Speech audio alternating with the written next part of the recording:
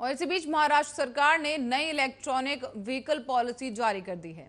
इस पॉलिसी को जारी करने के मकसद से आपको बता दें कि देश में बढ़ रहे प्रदूषण को कम करने और वातावरण को शुद्ध करना इस पॉलिसी का मकसद रहेगा। राज्य सरकार का लक्ष्य है कि 2025 तक अपने शहरों में कम से कम 10% इलेक्ट्रॉनिक व्हीकल का रजिस्ट्रेशन किया जाए। महाराष्ट्र सरकार ने मुंबई में साल 2025 तक लगभग 150 चार्जिंग स्टेशन बनाने का भी लक्ष्य निर्धारित किया था। आपको बता दें कि करीब 1500 चार्जिंग स्टेशन बनाने का भी लक्ष्य निर्धारित किया गया है। और इसी बीच पॉलिसी का मुख्य उद्देश्य महाराष्ट्र में स्वच्छता को बढ़ावा देना होगा। इसके साथ ही इस पॉलिसी को देश भर में लागू करना होगा और इसके साथ ही देश भर में इस पॉलिसी को लागू करने के उद्देश्य से अब इलेक्ट्रॉनिक वाहनों को अपनाने के मामले में महाराष्ट्र पहला राज्य बनना चाहता है। राज्य सरकार की कोशिश रहेगी कि महाराष्ट्र को इलेक्ट्रॉनिक वाहनों के मामले में काफी आगे ले जाना है, जिससे यह राज्य निवेशकों का केंद्र बन सके। राज्य सरकार इस तरह से और तेजी से काम कर रही है और महाराष्ट्र में इलेक्ट्रॉनिक व्हीकलों को उनकी खरीद और मांग बढ़ाने की उम्मीद भी जताई जा रही है। सरकार का अनुमान है कि ऐसा होने से 2025 तक ईंधन की खपत 30 से लेकर 50% तक घट जाएगी। और इसी के साथ ही नई स्क्रैप पॉलिसी जारी की गई है। इस पॉलिसी के तहत पुराने वाहनों को अधिक से अधिक रिप्लेस करने में भी मदद मिलेगी।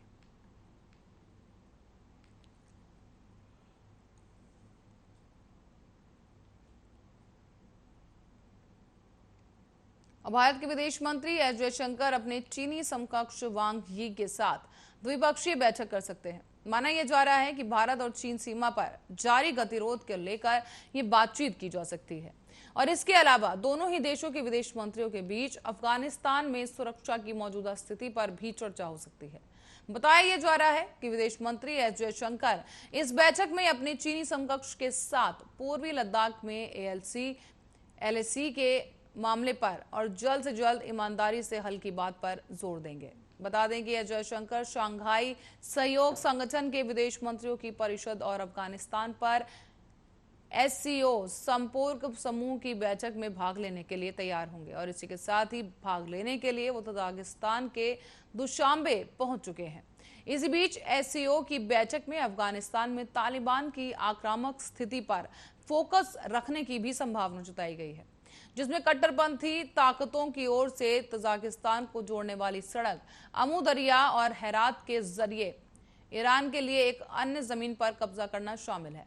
बताया जा रहा है कि तालिबानी चरमपंथी धीरे धीरे काबुल की ओर बढ़ रहे हैं और एक साथ चारों दिशाओं से घेर कर हमला करेंगे। आगे बढ़ने के दौरान तालिबानी कट्टरपंथी कई अफगानी सैनिकों की हत्या कर दे रहे हैं। और आपको बता दें कि अफगानिस्तान से अमेरिकी सेना की वापसी के बाद से ही तालिबानी कट्टरपंथियों ने दोबारा काफी मजबूती से पैर जमाना शुरू कर दिया है और इसके लिए तालिबानियों की ओर से हर हथकंडा भी अपनाया जा रहा है।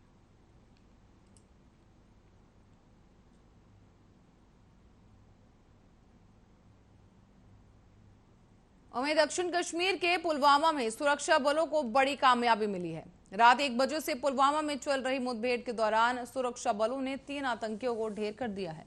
ऑपरेशन अभी भी जारी है और इलाके में कुछ और आतंकियों के छिपे होने की आशंका है। आईजीपी कमिश्नर ने बताया है कि 2 स्थानीय आतंकवादियों के साथ पाकिस्तानी लश्कर कमांडर इजाज उर्फ अबू हुरैरा मारा गया है। मुठभेड़ वाली जगह पर काफी संख्या में सुरक्षा कर्मियों और पुलिस को तैनात भी किया गया है। साथ ही पुलिस ने एक अधिकारी ने यह जानकारी भी दी कि आतंकवादियों की मौजूदगी की जानकारी मिलने के बाद सुरक्षा बलों ने पुलवामा में घेराबंदी कर तलाश अभियान शुरू कर दिया। आतंकवादियों के सुरक्षा बलों पर गोलियां चलाने के बाद से ही यह अभियान मुठभेड़ में तब्दील हो गया और सुरक्षा बलों ने गोलीबारी की और इसके साथ ही पहले 8 जुलाई को पुलवामा में सुरक्षा बलों के साथ मुठभेड़ में 2 आतंकवादी मारे गए थे और ये मुठभेड़ ऐसे समय में हुई थी जब हिजबुल मुजाहिदीन के आतंकी कमांडर बुरहान वानी के मारे जाने के 5 साल पूरे होने पर गुरुवार को घाटी के कुछ इलाके बंद रहे। इसी दिन जम्मू कश्मीर के कुलगांव में हुई मुठभेड़ में 2 आतंकी मारे गए थे। मारे गए आतंकवादियों की पहचान आतंकी संगठन लश्कर-ए-तैयबा के किफायत रमजान सौफी और उल बद्र इनायत अहमद डार के रूप में हुई थी।